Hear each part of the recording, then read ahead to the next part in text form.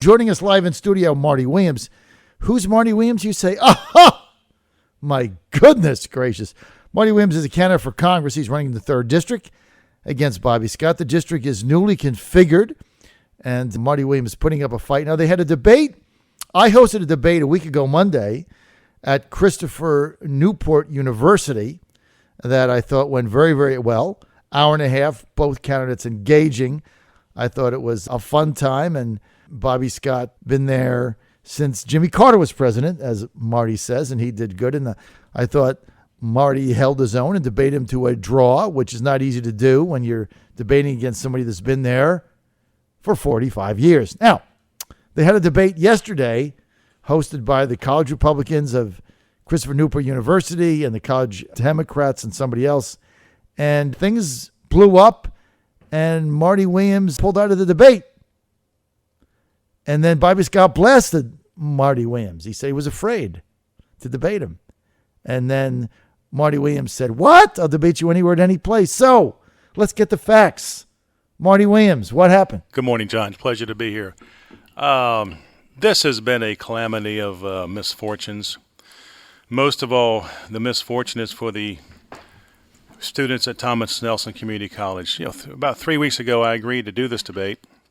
It was going to be formulated by the college Democrats and college Republicans. They were doing this for extra credit, part of a school project, and I was more than happy to take part. The moderator was chosen. It was Dr. Rachel Biddeford from CNU, very, very well respected, very renowned doctor in Department of Government. And we had agreed to everything. Ready to go. Bobby's folks and I, we worked out a date together, and we got the dates secured, and we were ready to go. And unfortunately, what happened was on Saturday at 4:37 p.m., I've got the emails to back this up, 4:37 p.m., an email was sent out advising us of what the format was. Unfortunately, the format wasn't sent. The questions were sent, and they were sent to myself. They were sent to Bobby Scott. They were sent to every person involved, including the NAACP. They all got the same email I got. I've got a copy of it here. John can see it. Here it is. I mean, it's right there. It says exactly everyone got the same thing at 4:37 p.m. So they sent you the questions? They inadvertently sent the questions. Inadvertently? Inadvertently. Who does that? Who sends questions out? One of the organizers sent it out to everybody involved. They were so supposed they to hit send the format. reply all thing. They hit the attachment instead of they hit the wrong attachment. Instead of sending the format, they sent the questions. Okay, it happens. So I immediately got a call from Dr. Biddeford, and she said, okay, something's not right here. This shouldn't have gone out. Fine. So I said, look, I'm willing to work with this. We got the questions. Now, Bobby and I have debated each other 4 or 5 times. We've been in joint appearances many, many times. We know what we're going to say. We know our positions are completely opposite, and that's okay. So we said, I'll do it if they want to do it. I'll be happy to continue on with the questions because, after all, the questions we had were also going to be blended with questions from the student audience. I was looking forward to those questions because I knew the students are right down in the trenches, so to speak. They know exactly what's going on, and they're in tune with our government, and I'm sure they would have had some great questions. Well, she said she would reach out to Bobby's campaign, and she did. And finally, later on that night, she got confirmation from them that they would proceed. They agreed to go forward with everybody knowing the questions, and they kind of agreed too. It was going to be almost the same answers we've had many, many other times before, and they were looking forward to it as well. So it would have been a wonderful event. The students were going to be involved. In fact, they were doing this for school credit, which I thought was really, really good. Their professor had them set this up, and it was going to be a wonderful event. Well, the next night at 8:21 p.m., I got another email, and this one said everything is kind of going south. And I said, what's going on? And apparently the lady from the NAACP had said that she was not made part of the questioning formulation. She was also unable to get the questions. She didn't get them at all. She didn't get them. When we know that's false. It's right in the email. It's in the trail of the email. She got them. And as time went on, I told Dr. Biddeford, I says, look, what do we need to do? Let's try to get this straightened out. And things got worse and worse, and conversations were had, and I'm not sure who talked to who. But I do know this. Soon afterwards, she said that Dr. Biddeford said because, and I'll read her statement to you. Her statement was issued at 8:45 on Sunday night. By now, all of you are aware that there has been a significant mishandling of the organization of the debate scheduled for Tuesday night. That means tonight. In order to protect my professional reputation as an unbiased, nonpartisan academic, I am officially revoking my agreement to moderate the debate. This notice was sent to everyone as well, the same trail that was sent to everyone when the questions went out. So, seeing that, I kind of got the feeling that, okay, there's something wrong here. I'm going to rely on her expertise as a professor, a PhD, a lady who's been involved in politics for many, many years, a person whose reputation is untarnished. If she's pulling out, I don't believe I can take part in this either because the rules have now changed. And it's just tragic that this entire incident occurred over an accident, and then the parties who were going to be directly involved agreed, but then an outside party decided that wasn't good enough. They wanted to take part in it, and it was going to taint everything. Now, we were given the option of having new questions formulated with a new moderator. I don't know who the new moderator was going to be. We never heard that. But in the end, because the doctor pulled out, I pulled out as well. And, of course, Bobby Scott is now telling everyone that I pulled out because I wanted the questions in advance. That, of course, is a bold-faced lie. I didn't want the questions in advance. So why did the moderator back out? Because she saw the situation was being tainted. You'll have to ask her actual reason, but I'm just reading from her email what she said. All right, so they wanted to change your questions and new moderator, and you basically said the hell with it. Yeah. Why? Everything was on track. Mm-hmm. Why was there interference here? Bobby's group agreed to it. My group agreed to it. We were going to proceed. We were ready to go for Tuesday night. Looking forward to it. Well, what was it? In fact, we started debate prep on Sunday morning with the questions. We were ready to go. We studied all day working on things so we could give a really, really good informed debate to the students. Then all of a sudden, the rug got pulled out from under us. Why was the NAACP involved if this was basically a student-oriented debate? You'll have to ask them that. I wasn't aware they were going to be involved when I agreed to do it, but somehow they got into it. And they were involved. And, they're a good group. I mean, I've already attended 2 of their debates. I was at 2 of their debates. One, it was in Smithfield. The other in Newport News, sponsored by the Newport News NAACP, and then Isle of Wight's NAACP. And they're good, honorable people. They're concerned because they want the citizens to know what's going on, too, the differences between the 2 candidates. Why they were in this one, you have to ask them that. But I do know that it kind of rang a few bells when I realized that the president of the Hampton NAACP is also the first vice chair of the Democratic Party Steering Committee for the state of Virginia. Now, that's okay. She can have any party affiliation she wants to. I don't think they should have been involved in this, but it was a choice made by the students, and I respect their choice. Mm-hmm. I respect their choice. But when things went south, I decided that this was not going to be a situation which I had agreed on, and it was no longer going to be fair and impartial. And I like fair and impartial because we owe it to the students. We owe it to the students of Thomas Nelson to give a good debate based on fact, not based on rhetoric, which we've heard too many times already. And now it's turned into based on lies. I mean, I'm just shocked that Bobby Scott would actually say I backed out because I wanted the questions in advance. That, sir, is untrue, completely untrue. He got the questions the same day I did. In fact, when Bobby and I were together on Friday in Newport News, Women's Club in Newport News. Nice, cordial conversation. We've had cordial conversations the entire campaign. But to say something like this, that bothers me, John. It shows a character flaw. To me, it shows a character flaw. It's not on my side. Believe me, I didn't want the questions in advance. I was preparing a wide range of questions. I was looking forward to this. Now it's gone. And I'm really sorry for the students. Very, very sorry for them because they're the ones who are losing. They're not going to get college credit now. And I've already offered. I already offered to the colleges. I'll be happy to come and address your classes anytime you want. Extend the invitation. I'll be there. All right. Well, there you have it from Marty Williams explaining what happened with the debate yesterday. If you want to engage Marty with a question, you can do that. Let's go to Joseph in Suffolk. Joseph, you're on the air with John Fredericks and Marty Williams. Good morning, Joseph. Good morning, man. Hey, Marty, why was the NAACP even involved in all this?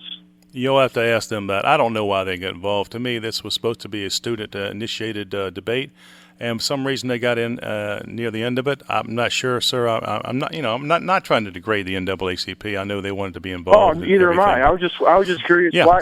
I don't know why. Between you and Bobby, and also the NAACP are getting questions, and they're involved in this. It's like why? It's a third party. Why?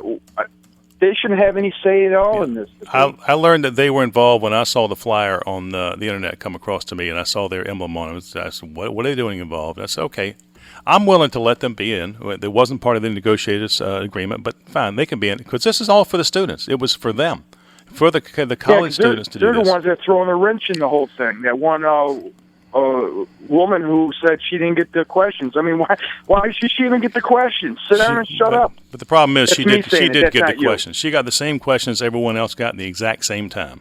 She got the questions. Well, why She's should she? Is my point. I mean, she shouldn't get it. She shouldn't get them. We shouldn't have got them. Bobby shouldn't have got them. It was an inadvertent accident. But the fact of the matter is, everyone got them at the same time. We were all on the same level playing field. It was a fair deal. Bobby and I worked it out. But then the monkey wrench was thrown into it, and I'm sorry it's happened. I really am.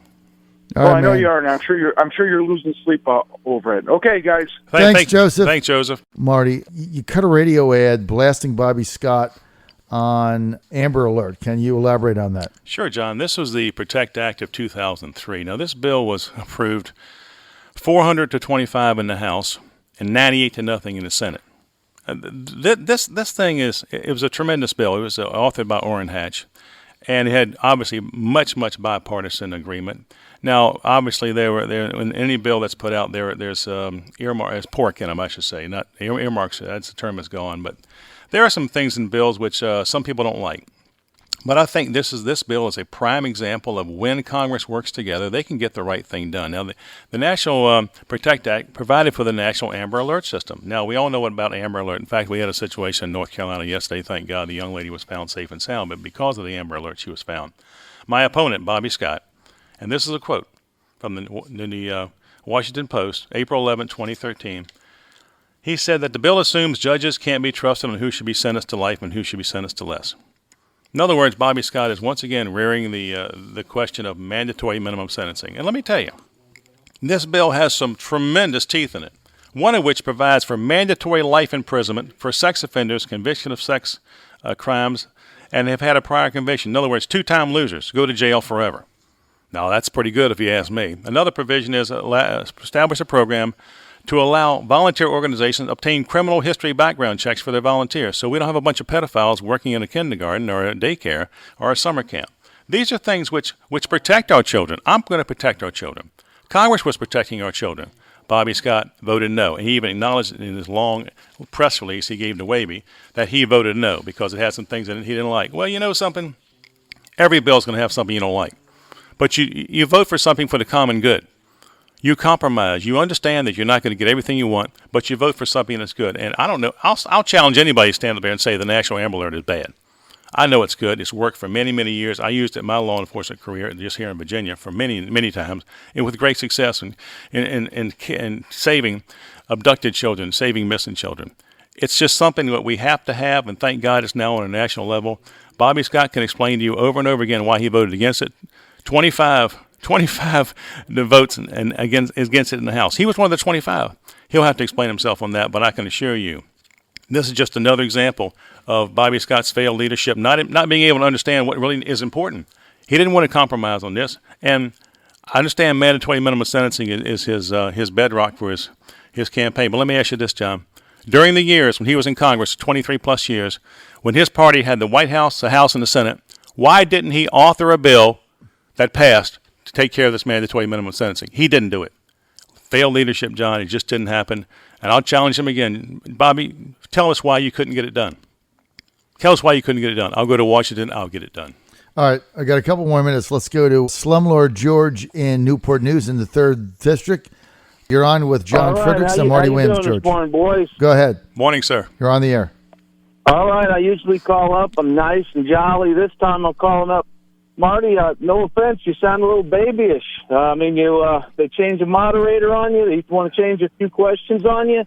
You ought to be able to handle that. If you're going to be seriously considered for a position like this, you ought to be ready to go. You ought to be ready to handle that change. And to be quite honest, I think I don't know. I think that sounded a little weak to me. Well, sir, yeah, you're certainly entitled to your opinion. I respect that. But you got to remember, this is a project the students were supposed to be involved in. This was a student project. It was theirs from the get-go, theirs from the start. They were supposed to handle every single aspect of this. To be changing things midstream is going to unfortunately invalidate their work that they'd worked on so hard. So this isn't being childish, sir. It's being principled. We all had to live by our principles. My principle was we made an agreement. We were going to do X, Y, and Z. Instead, they wanted to do A, B, and C. It's just not the way I do things. In my professional life, you have a plan, you stick to that plan. You don't start modifying the plan to make certain people happy or some people may be unhappy with it. The fact of the matter is the plan had flaws, and unfortunately it failed. And once again, I respect your opinion, but this is all about the students. The students weren't very happy either. The students weren't very happy at all this took place. I wish we can make it up to them. I've offered to try to make it up to them. How we can do that in 2 short weeks, I'm not certain. I know my schedule's slam full, and I'm sure Bobby's is as well. But, for me to sound babyish, as you said, I'm sorry, sir. I take offense to that because that's not the case. This was about the student project, and I was willing to help them. I'll still help them any way I can. But this situation here went out of control. Too many outside parties were involved. So keep in mind, too, the professor, she pulled the plug, and I respect her integrity, and I followed her lead. All right. Marty, no problem there, but maybe you ought to be able to go a little more off the cuff there. But okay, I guess I accept that. Well, thank you, sir. And believe me, I can go off the cuff. In my 25 years of law enforcement, I've had to talk how people had guns in their hands. I can do that very easily, sir. But thank you for your input, and I sure appreciate your support if you're able to support me in 2 weeks. Always appreciate your comments, Slumlord George. Thank you very much from Newport News. We're out of time. More information, go to MartyWilliamsCongress.com. That's MartyWilliamsCongress.com.